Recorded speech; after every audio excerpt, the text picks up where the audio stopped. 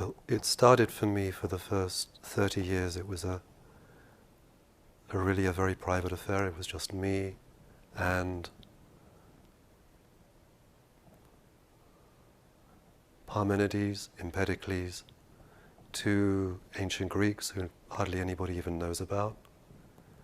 And they were alive for me, but they died 2,500 years ago.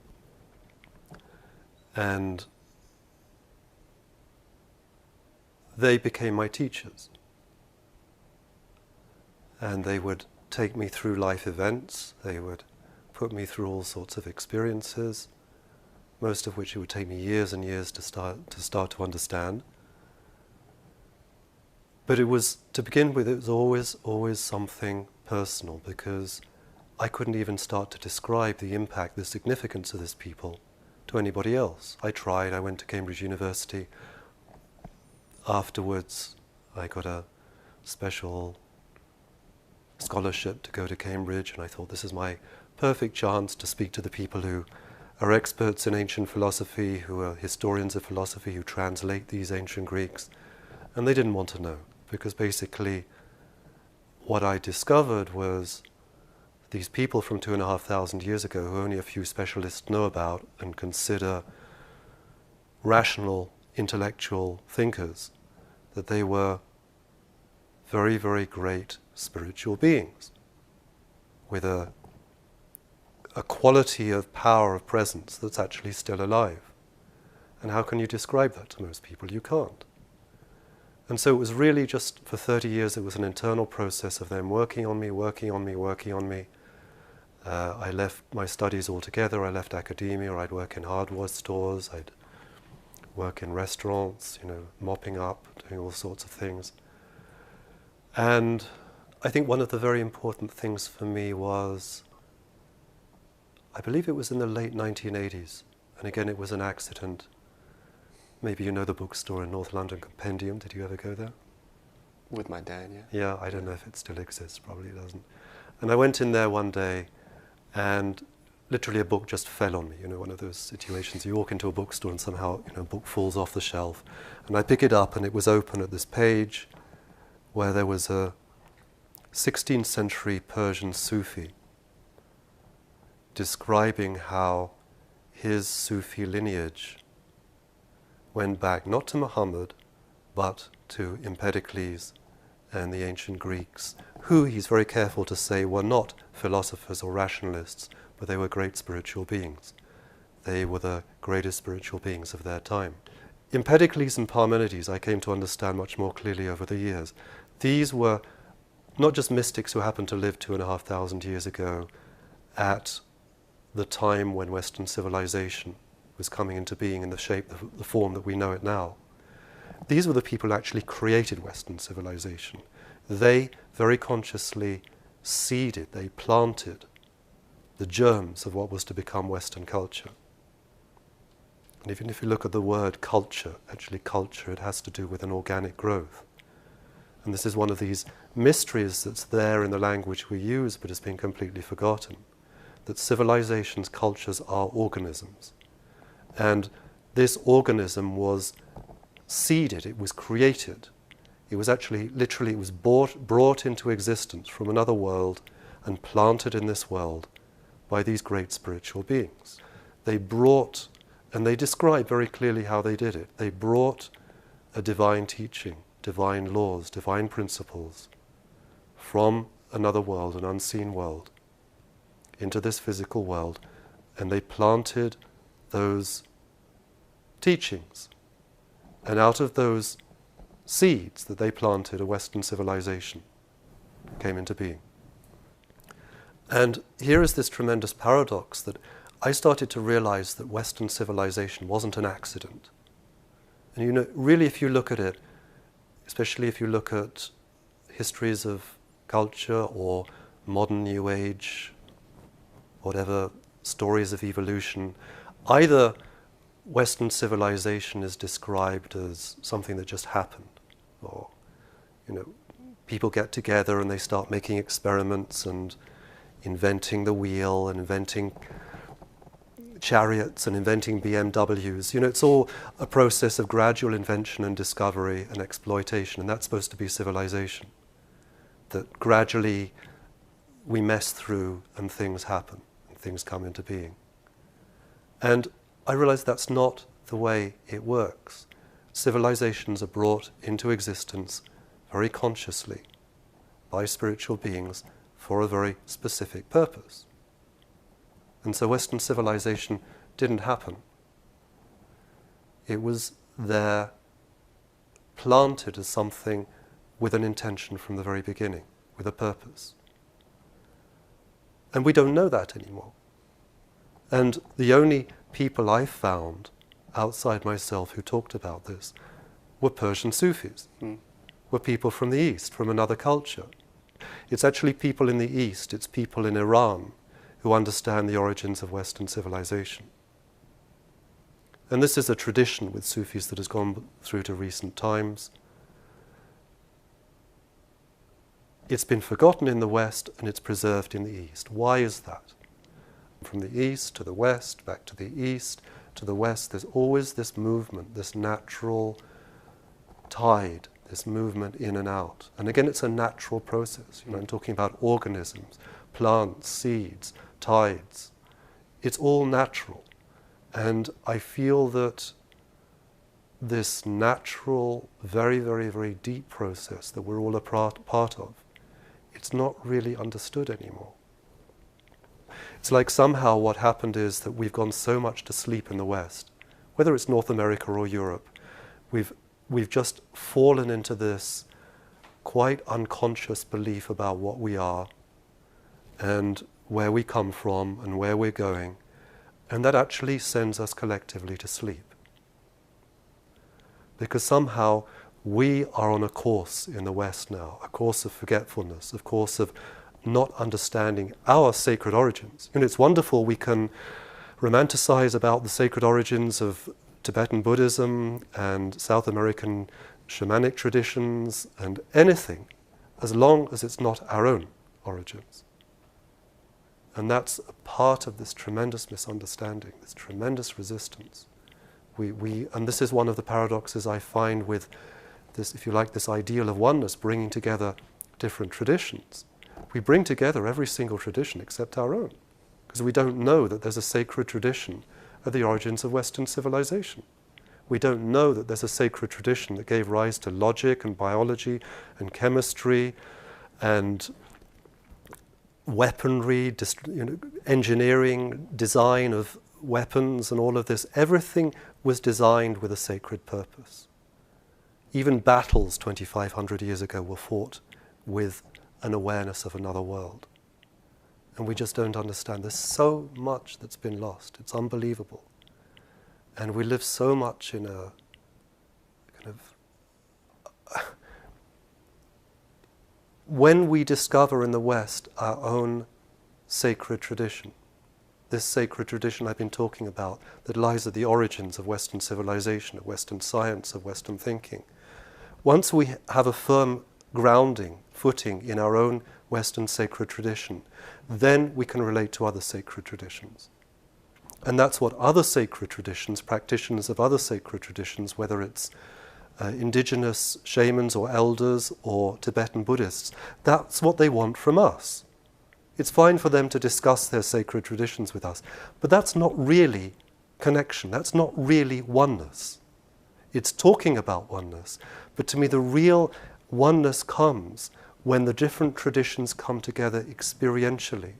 And if we can come together with other cultures and traditions from our own sacred tradition, then it seems to me there can be a real experience of oneness that goes beyond the discussion, the debate, the good intentions. And there's a tremendous transformative power in that. Tremendous power. And a tremendous sense of mutual recognition. And so it's fine what's going on in terms of coming together and bringing different traditions together and this idea of a new global oneness, global harmony. But to me it's very important actually to be able to say, well, but that's been there since the beginning. And we here are looking towards bringing a greater reality, a sense of oneness into these tatters of Western civilization.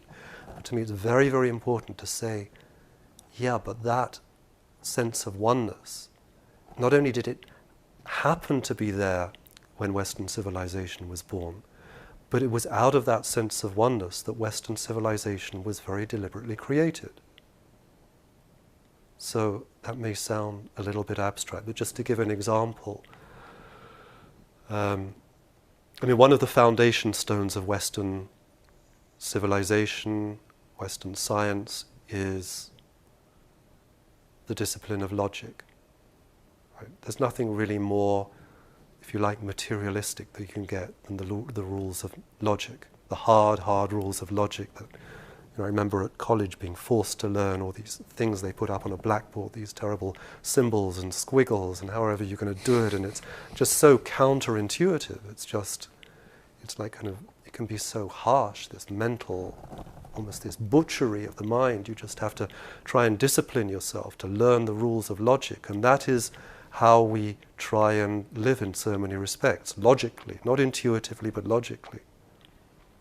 And what we don't know is that this man, Parmenides, 2,500 years ago, living in southern Italy, he brought the laws of logic into existence.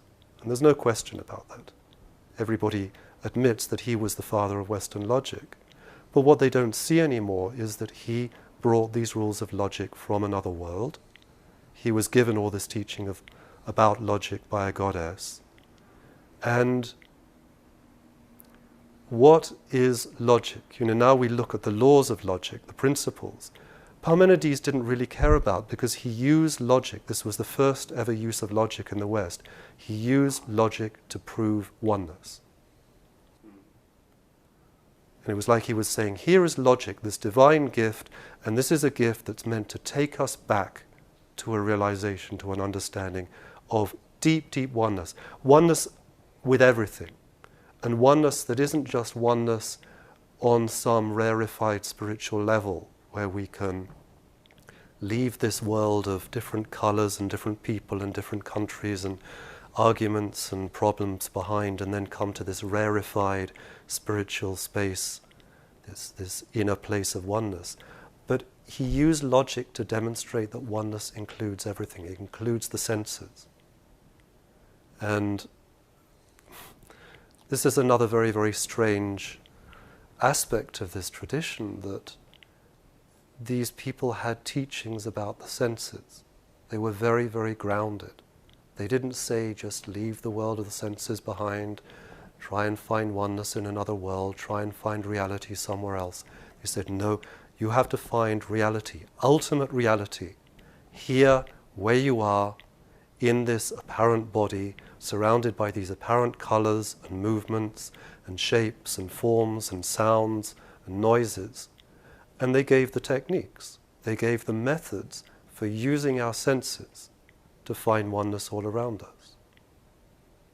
Because Empedocles and Parmenides, they were very, very upfront, as most great mystics are, and they say, at the beginning of their teachings, they say, everybody's living a totally wasted life. Everybody's life is a sham. Everybody is living in a dream. We can think we're driving down the road. We can think we're shopping. We can think we're in a business meeting. We are asleep. We're never actually using our senses. Sometimes there can be the brief moment when we look out at a tree or we're driving down the road, and just for a brief moment we can say, good Lord, I'm holding a steering wheel. I have my foot on the gas pedal. Or, good Lord, I'm looking at a tree. Usually we're just looking at a tree and thinking about something else. Or we're driving down the road and thinking about the argument we just had with our partner. It's very, very rare that we simply look and are aware that we are looking. And that involves being aware of what we're looking at and being aware of ourselves looking at the same time. So right now, I can be aware that I'm moving my hand and that I'm talking and that you there are in front of me. But it's actually not a very, very common state at all to be aware like that. And Empedocles gave very, very specific directions for how to start to become conscious through your senses. How to look and be aware that you're looking. How to feel your tongue inside your mouth and be aware of it. Not just rub your tongue on the top of your mouth, but actually be aware that it's happening. And how to do this with all of the senses at the same time. And this last stage about how to do it with all the senses at the same time, this is very, very powerful. It's very, very esoteric. It is an extraordinarily elegant way of realizing God. Not by leaving the senses behind, but by consciously using all of your senses at the same time. If you do that, if you actually do that, you start to become aware. There is your sense of sight, there is your sense of hearing, there is the sense of feeling where you feel your backside on the chair, or you feel your shoes on the floor. The hearing, the seeing, the feeling, the tasting, the touching. And it's difficult enough even to do one of those consciously. But if you do them all consciously, you become aware of this infinite blackness between them. There is a void that connects the seeing to the hearing, to the tasting, to the touching.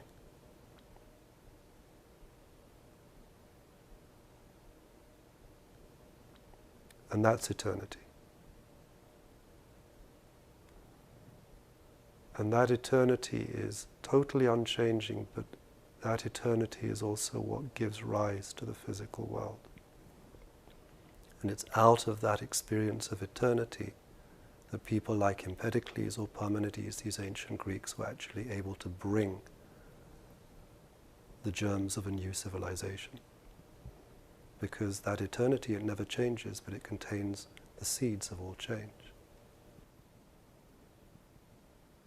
Western civilization has spread around the globe, and this is the source of it. And behind the Walkman, behind the BMWs, behind all of the wonderful technological inventions, there is a purpose waiting to be discovered. And I'm realizing more and more, it's not enough just to turn to Eastern traditions for a sense of purpose, a sense of reality, a sense of meaning, a sense of fulfillment.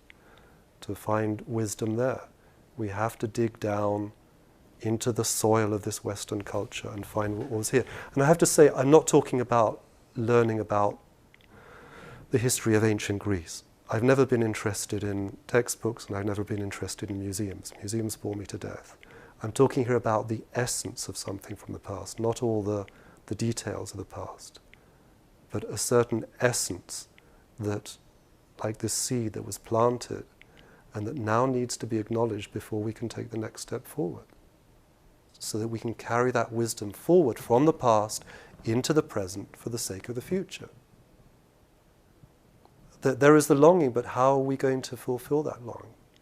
How do we make our longing for oneness real, really real?